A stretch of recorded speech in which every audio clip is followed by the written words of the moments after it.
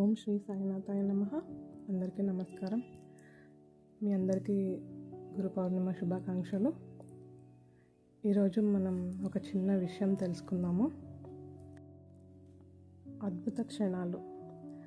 మనిషి తొలి శ్వాస నుంచి తుది శ్వాస వరకు జీవించే ప్రతి క్షణం అద్భుతమే.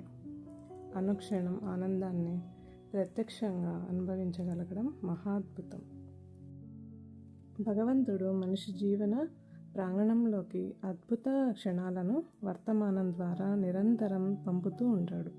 అవి అనుక్షణం మనిషి చుట్టూ ప్రతిబింబిస్తూ ఉంటాయి.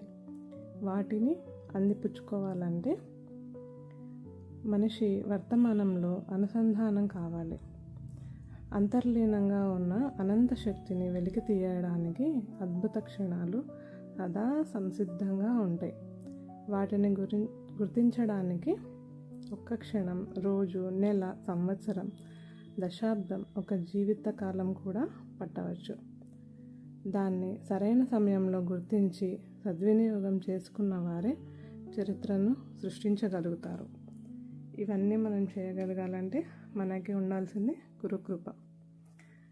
అందుకే ఈరోజు మన గురువులని పూజిస్తాం.